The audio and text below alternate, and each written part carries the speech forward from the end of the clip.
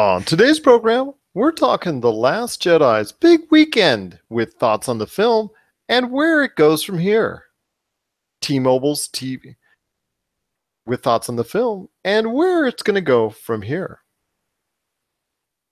T-Mobile's TV aspirations, more on the Disney Fox deal, and can the PlayStation 4 have one last hurrah? All this and more as we once again delve into the pop culture cosmos.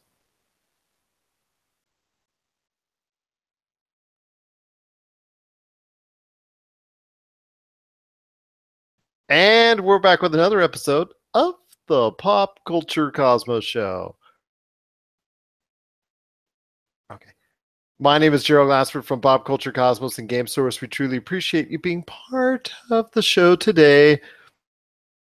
And we just want to say thank you for those who had a chance to vote for us in the 2017 Discover Pods Awards nominations and whatnot. And I will say this, we will give you the results here in a little bit as far as who won, because they did come out the other day, but we're just really excited for everybody that did participate in it. But we're here to talk some great pop culture stuff today, and who else is here with me but none other than the man, the myth, the legend behind Humanican Media. It's Josh Peterson. What's going on, my friend? Hey, just another busy day of editing some podcasts. More Topicocalypse, man. More Topicocalypse, indeed. And you want to check out all the great stuff that's going on Humanican Media by checking out their great YouTube, Podbean, and Apple Podcasts locations. And just tell you what, there's everything going on with the Super BS Gamescast, Inside Sports, Topicocalypse, What About This, and so much more. I think your hair is going to turn grayer than mine probably by the end of 2018. I'm just going to tell you with all the stuff that you're taking care of out there with Humanican Media. If I have any left. Yes, if you have any left, indeed. But it's going to be another great podcast for you. It's going to be another great show indeed we have here for you today. We've got a lot of things going on. Jason Mummert from The Voice from the Underground is here, and he's going to be coming up real soon talking more on the Disney Fox Love Fest that went on last week. Of course, $52.4 billion. That'll make any love fest. Also, as well, we've got Tyler Baker coming up later on in the show with his thoughts and a recap of Week 15 in the NFL. And also as well, where's it, Week 14? I'll have to check. Coming up, we're going to have Tyler Baker coming up later in the show with a recap of what's going on in the NFL. Plus, also as well, we're going to be talking some PlayStation, T-Mobile, and it's just another great jam-packed episode we've got for you today. Plus, on the back end, we've got a special extended version of the Cosmic Crossfire with director Rob McCallum sitting in talking a lot about everything going on in pop culture. But Josh, it came out strong this weekend. The movie The Last Jedi, obviously the latest installment in the Star Wars series, just exploded onto theaters this weekend, and I'll tell you what, it just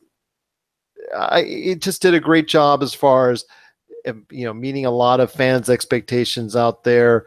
Obviously, as far as analysts are concerned, I think it pretty much hit their number on the head. Unfortunately, with you and I, we kind of had a little bit more positive as far as thinking it might actually surpass The Force Awakens this weekend, but still $220 million at the domestic box office and over $450 million worldwide on its first weekend. Not too shabby, being it's the second largest domestic open of all time.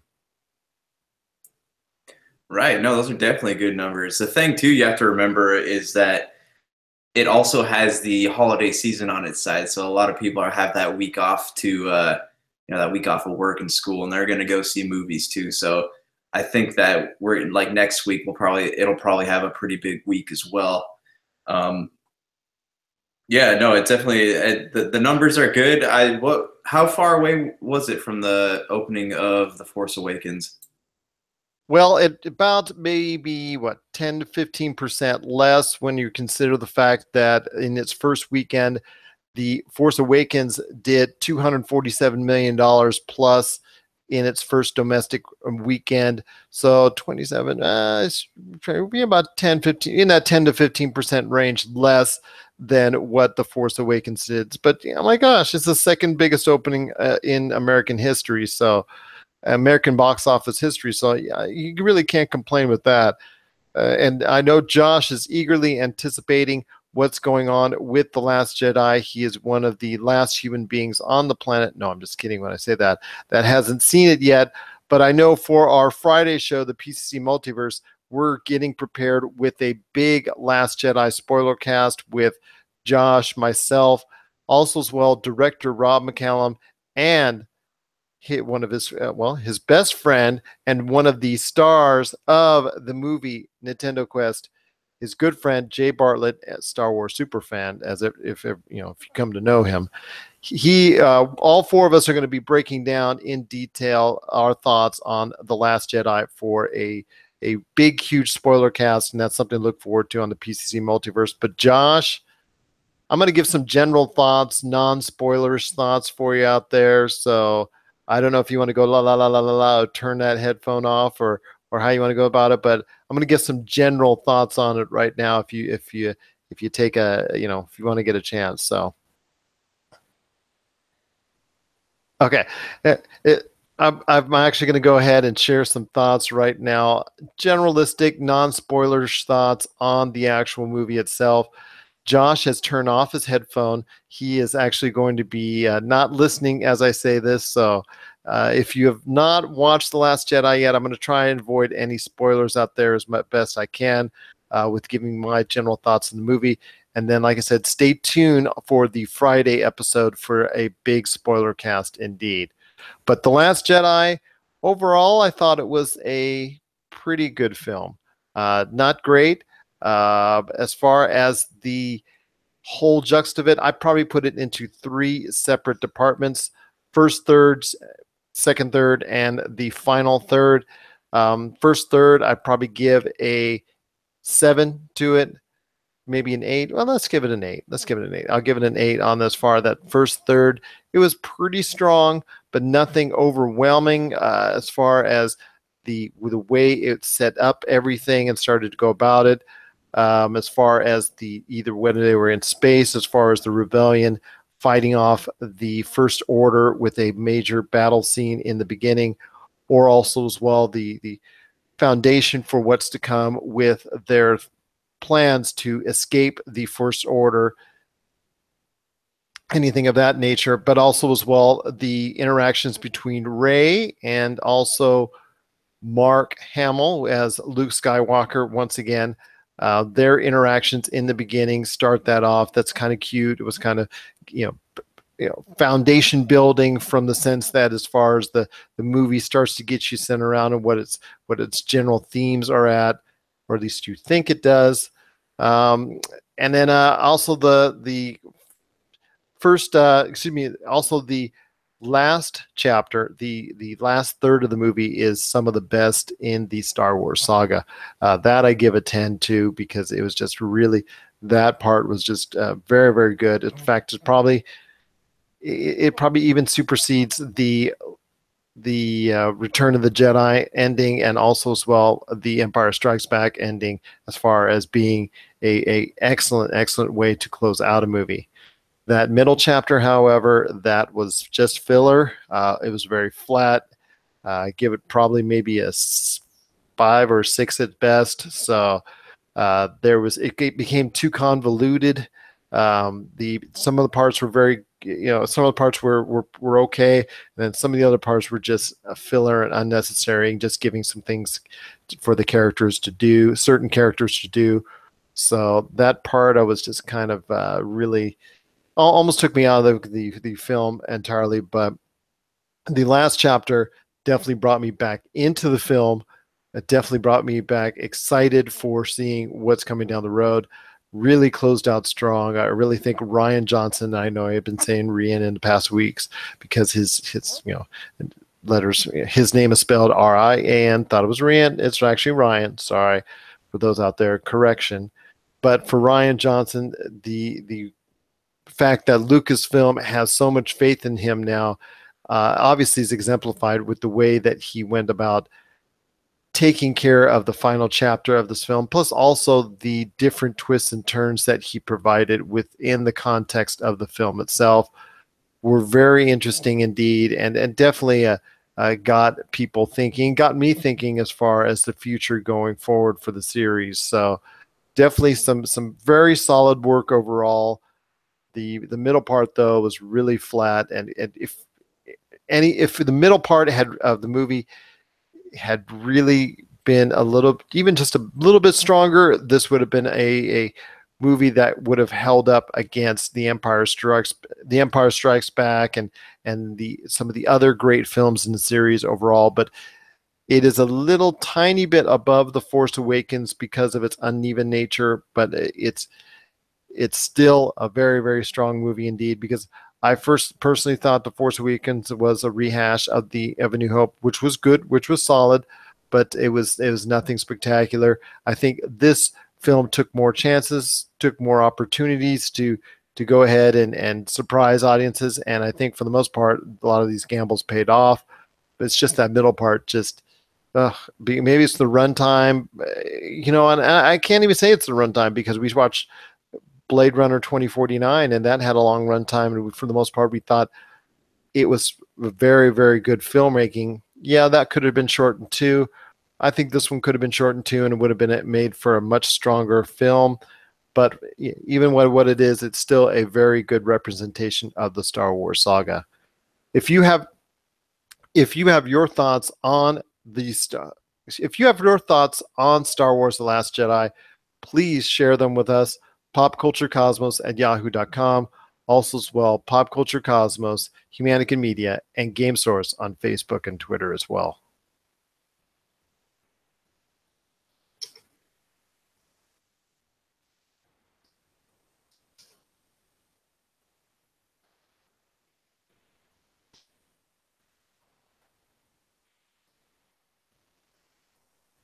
All right, and he is back with us on that now that I've shared my thoughts on The Last Jedi. Are you back with us again, my friend? Yeah, can you hear me? Yes, I can. Yes, I can. Okay. You're back with us, right? Yeah. All right. So I did share my general thoughts, I should say. So I did share my general thoughts on The Last Jedi. I tried not to go into too much of a spoilerish realm.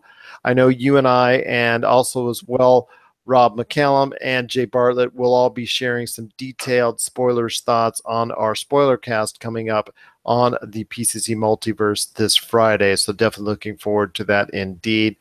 But Josh, any last thoughts on your thoughts on the huge opening for The Last Jedi and what it will continue to do going forward, that it shows that people are still interested in the Skywalker saga? No, yeah, no, that's exciting for sure. I don't want to make any claims till I see the movie, but the numbers look good and the reviews look good, and I'm hearing fairly positive notes, except from like the snob film reviewers that I know, or not reviewers, but people who just like to be different, in their opinions of stuff. But I'm really excited to see it. Last night I just got got halfway through The Force Awakens. So I'm going to finish that tonight, and then I'll be ready to go see the movie tomorrow. And yeah, it's definitely it's good news. But I'm curious, because I'm hearing, just from what I'm seeing, I don't even want to talk about it, but hearing people say that they're worried about Episode 9 now because this one was so good. So we'll have to see what happens. But yeah, I definitely want to talk about this on the next episode. Definitely will. We'll go into heavy detail on it.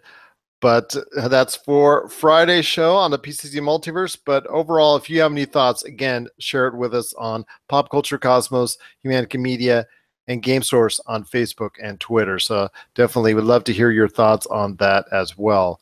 Well, like I said, it's going to be a great episode coming up next. I've got Jason Mummert from Voice from the Underground. He's going to stop by sharing his thoughts on Disney and on Disney buying so many parts of Fox and what that means going forward. Also as well, we've got Tyler Baker recapping the weekend here in the NFL, and Josh and I will be back talking some PlayStation and also some T-Mobile as well. But first, we've got his good friend, Mr. Chad and Hyperschmidt. And this is about to win. And this is the Pop Culture Cosmos.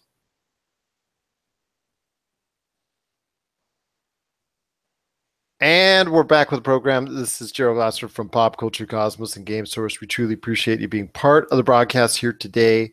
And I'll tell you what, and I'll say this, if you out there want to make sure you can get us each and every week, please make sure you please make sure you subscribe to our channel, the Pop Culture Cosmos channel, right here on Apple Podcasts, or you can check us out again on Player.fm, Overcast.fm, Tangent Bound Network, Gonna Geek Network, ESO Network, and so many other great networks. Podchaser, you can check us out there as well. And we're ranked fairly high. We're ranked in the top 100 as far as society, culture, and pop culture podcasts on Podchaser. We're truly glad to be amongst the elite there as well. So definitely some great things going there indeed. But Josh, you've also got a great thing going on Podbean, YouTube, and Apple Podcasts with Humanica Media. So what's coming up this weekend? What's coming up this week for Humanica Media? All right, so this week we got two new Topicocalypses. I'm trying to get all the back catalog put up before the new year gets here. So you'll have a lot to look forward to between now and January 1st. And then on Friday night, there will be a Christmas episode of the What About This podcast. It's just a nice little bonus content we wanted to throw out there for you guys. And then also on Thursday, you'll get a brand new episode of Inside Sports. Well, that sounds great indeed. And again, I want to make sure everybody knows that we truly appreciate whoever took the time to vote in the 2017 Discover Pods Awards. Thank you, especially for those who went to the Society and Culture podcast category and gave us a vote. We truly appreciate you taking the time to do so. The award winners did come out this past weekend, and unfortunately, we were not the winners. I do want to give a special shout out and a congratulations to This American Life, who was the winner for the Best Society and Culture podcast. Runner-up was Lore. So congratulations to both those podcasts. And also the best overall podcast was S-Town. So definitely some great podcasts we were included with. So we're truly honored to have been part of the top 140 podcasts that were mentioned, above 4,000 that were entered. So we're truly honored and are very appreciative for being in that small elite club. So Josh, we didn't quite cut the mustard as far as being the winner this year, but it's certainly a great honor for us indeed to be amongst that company with the Discover Pods Awards. And also thank everyone with the Discover Pods Awards who voted and the panel that got together to vote on those podcasts. Yeah, no, definitely, guys. Thank you for voting and even listening, or even like giving us a chance to be considered for something like that. Like that was a huge surprise to me. I don't know about you, Gerald, but that was definitely it felt nice, to know that we put all this work into this show and we actually have people out there who wanted it to win something. So guys, definitely thank you for that. That means a lot. And hope maybe next year we'll get in there, but we're working on growing steadily and trying to get more content out, get better content out, and who knows where we'll be, next year or 2 years down the road. Indeed. And I'll tell you what, it was very nice. And I was very surprised and taken aback by the privilege of being honored and being amongst that company. So definitely was a great time, a great sign for us here at the Pop Culture Cosmos to be honored and amongst that company. And definitely points to some great things going forward indeed. But right now we're talking some T-Mobile, my friend. T-Mobile made an acquisition recently. Like so many other companies are doing, especially Disney out there, they're buying stuff. And T-Mobile, like really under the radar this week, purchased Layer 3 TV, which is a paid subscription service that's over the internet. And they announced, T-Mobile did, that they are going to launch a TV service next year. So that, I guess, brings out the question, man. I'm telling you, with all this stuff going on, and we've talked before about Amazon and Apple and obviously Disney bringing its own service and then buying into Hulu even more, and all this stuff going on with another TV service that's coming out very, very soon with T-Mobile. How is T-Mobile announcing their new TV streaming service change the landscape of internet television? Is it so? I guess I don't quite understand because I was reading about it. And I don't. Is it like a TV network like DirecTV or an AT&T Uverse, or is it a streaming service? I think it's going to lean on more of the streaming service end of it, because the company that they bought is more of a streaming type format.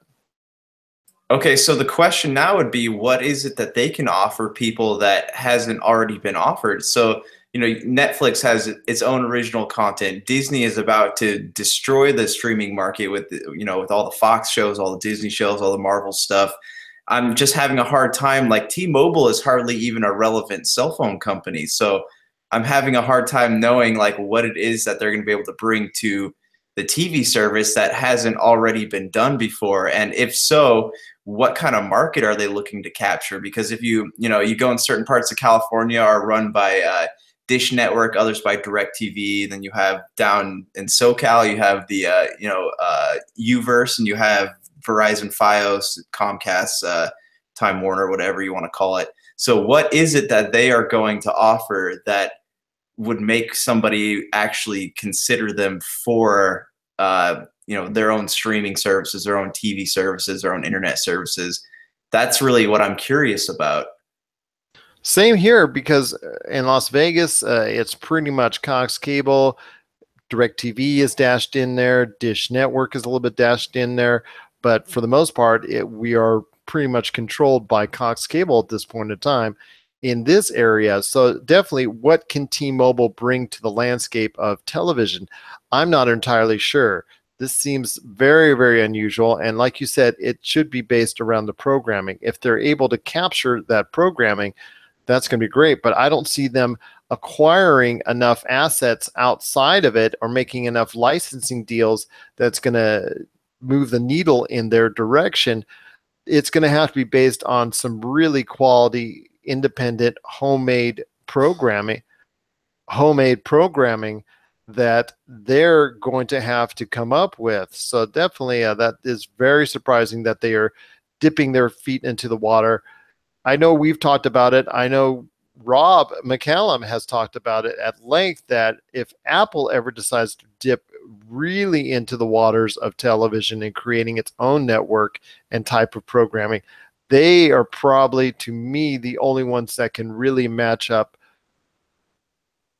with anything that Disney could come up with. Even though it looks right now that Disney, with all the assets that it has, should be coming out on top 5 to 10 years down the line. Yeah, exactly. I mean, with Disney buying up all these properties, we don't know what's going to happen. We don't know where they're going to be. It's very possible they could own the entire entertainment network, 10 years from now. They could. So there's not there. This is like, if I were to compare this to something, it'd be like having something that's competing with 4K Blu-ray, but it's on a VHS tape. Indeed, it just seems very small time. It seems like like I said, the announcement itself virtually went under the radar, and it's something that maybe 3 to 5 years ago would have been bigger news. But with all that's going on with Disney, Netflix, Amazon,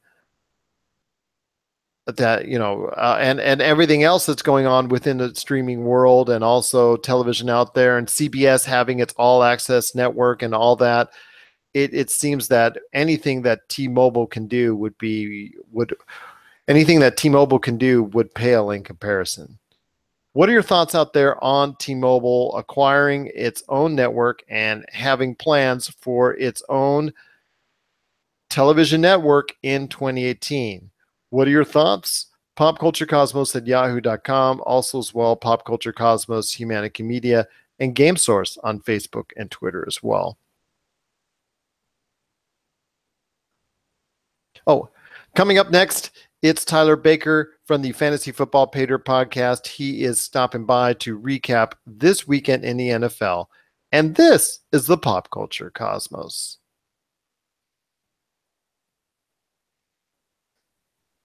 And we're back to close out the show. This is the Pop Culture Cosmos. My name is Gerald Glassford from Pop Culture. Gosh, these outside sounds. You gotta love them.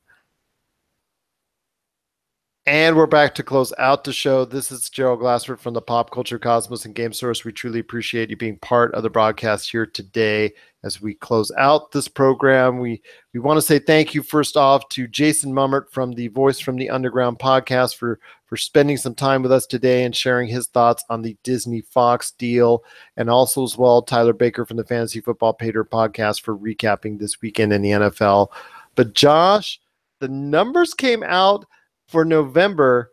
The MPD brought its numbers out for the domestic market here. And I'll tell you what a surprise. First off, in naming the PlayStation the biggest selling console of the November of the month of November, which includes obviously the Black Friday and all the and all the initial holiday sales and whatnot, but also stating as well that Xbox overall on a dollar basis came out on top. So I ask you, with all that's going on, that means there was a lot of PlayStation 4s being sold. B, there was also a lot of Xbox One X's and some Xbox One S's stashed in there to make the dollar amount real high for them. C, there probably wasn't a lot of PlayStation Pros being sold. And D, what does that mean for the Nintendo Switch?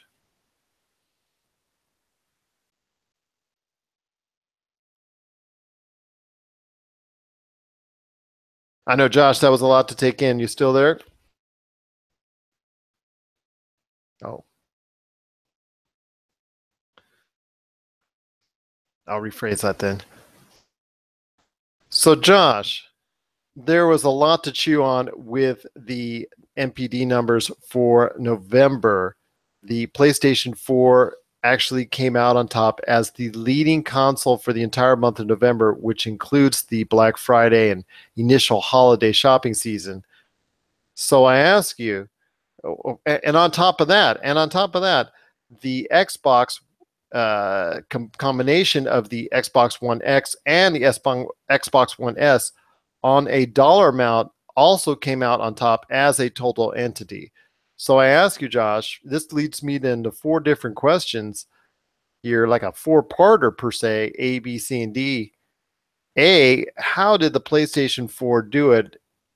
B, does this mean for Xbox that the Xbox One X really sold strong during the month of November? C, does this mean nobody really was interested anymore in the PlayStation Pro because it didn't come out on top as a total dollar amount entry? And D, what does this do for the Nintendo Switch? Because you and I both had the Nintendo Switch coming out on top this holiday season. Okay, you might have to repeat some of those. Okay, the first question, what does it mean? What does it mean for the Xbox, right? No, what does it mean for the PlayStation 4? All right, so I don't like the PlayStation 4. They had, I know we talked about this, but they had they had some exclusives that weren't on the Xbox. Like a lot of the stuff you could buy, you could buy Wolfenstein 2 and Evil Within 2. Like a lot of the stuff that came out this year, it's across all platforms. And there's a lot of like Sony fanboys out there, but like I think something that really helped them a lot this year has been Horizon Zero Dawn. And that's a game that it not only sold well during release, it sold well. They had the Black Friday deals, and that was one. What were we saying? That was one of the big sellers during Black Friday. Yes, Wolfenstein and also as well Horizon Zero Dawn were very strong sellers for the PlayStation for the Black Friday season. And obviously, as well, the PlayStation 4 going to $199 was a huge win for PlayStation at this point in time. Yeah, exactly. So that's that's a big game, and that's a game that I think a lot of people actually went out and bought consoles to play. So that it makes sense to me. As far as the Switch, I think during Black Friday, I think not having a lot of games on sale kind of killed them, because all the stores wanted to sell all their stuff at full price. Like if they would have taken Legend of Zelda down to like $30, $40 even, like it would have sold a lot. Legend of Zelda, Super Mario, Skyrim is just ridiculous to have to pay $60 for that again when you can get on Xbox One with all the expansions for, they had on sale for $25, I think. So I think that kind of crippled them. So I think Sony had a lot of good deals all year long, and that would probably be one of the factors I would contribute to them doing so well. But when it comes to overall dollar-wise, the MPD said dollar-wise on consoles, the Xbox came out on top. And even though the PlayStation 4 outsold everyone else, that kind of tells me that the Xbox One S sold pretty good for it being on sale for $189. But the Xbox One X, people still had a great interest in for the units that were available. And that's what pushed it over the top, because PlayStation Pros, nobody seemed to have any caring about it still being alive out there in the marketplace. Yeah, I don't know, man. I mean, the PS4 Pro was maybe the cheaper alternative to the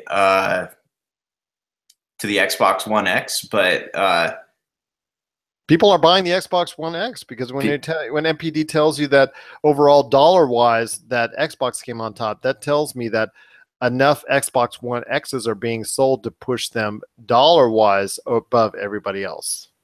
Right. So yeah, that's definitely an interesting observation. But what was the next question?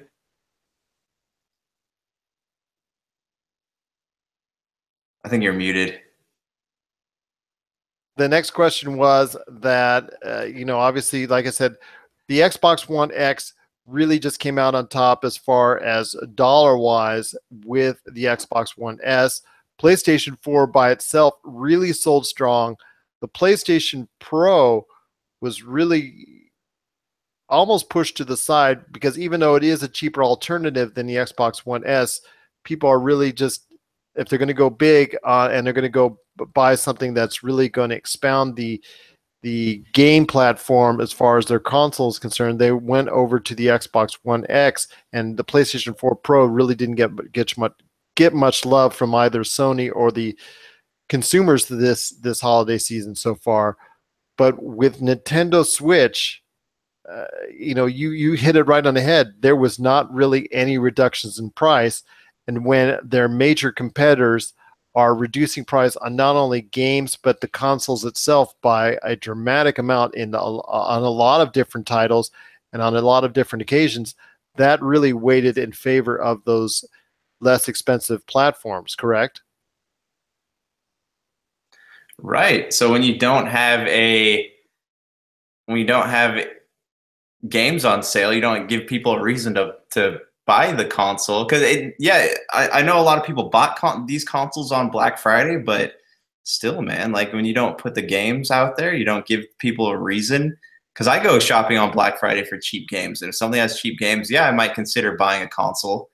But Nintendo didn't really give people an incentive to buy anything this holiday season, except for the fact that the Switch was at one time something scarce, and now you can find it places. But as far as the Xbox One X and the PS4 Pro go, I think this is one of those cases of people choosing quality over cost. And from what I understand, some of the first-party exclusives that Xbox has coming out in 2018 will make that investment worth their money.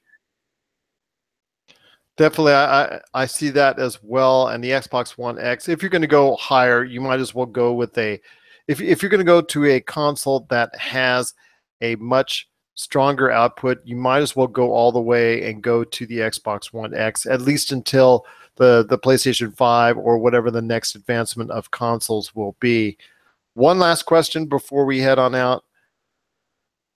The PlayStation 4 did come out on top overall in sales-wise in the NPD in the month of November. Is this the last hurrah for the PlayStation 4? That's an interesting question too, because I've been listening to a lot of podcasts where they've been talking about that, and they're under the impression that it's going to be at least 2019 till we see something. But yeah, man, I don't know. Like the PlayStation they're good at stringing people along, and they have they have a solid lineup of games that are supposed to be coming out this year and maybe a couple years beyond that. But what are they bringing us that in the near future that is going to keep people in that? As far they got God of War, that zombie game coming out, and no one knows when Death Stranding is going to be released. And they got a Medieval remaster, but it's not anything. I don't think they're really pushing the envelope anymore in terms of graphics and visual design. That's a good question, man. It's a very, very good question. Xbox is on top of it right now with the Xbox One X. We'll see if PlayStation has an answer to that, or if they're just going to let the PS4 Pro, do what it may. Because even Sony fanboys, back when the Pro came out, even they thought that the Pro was a bad deal. So it's, the only thing Sony has going for them right now are these titles that they still don't give us release dates for. Definitely. I think the future for PlayStation is kind of murky, so we're definitely going to have to play it by ear for 2018 going forward, at least until a PlayStation 5 is announced. And I think 2018 is going to be I think 2018 is going to be an even stronger year for Nintendo. I think they're going to come back strong in 2018, and I think they're poised to dominate the market in 2018. Well, Josh, it's been a great episode indeed. I want to thank you for being part of it and looking forward to our spoiler cast. Any last thoughts on the way out? I'm pretty stoked to see Star Wars, so I'm definitely looking forward to that spoiler cast. Definitely, indeed. That's coming up on our Friday show, so you can't miss it. That's the PCC Multiverse. We're gonna have our thoughts on The Last Jedi and a lot more. So for Josh Peterson, this is Gerald Glassford. It's another beautiful day in paradise right here in the pop culture cosmos. We thank you for listening. And here's hoping you have yourself, well, I'm the only one that can, Josh is doing it, but just can't see on camera, a great day.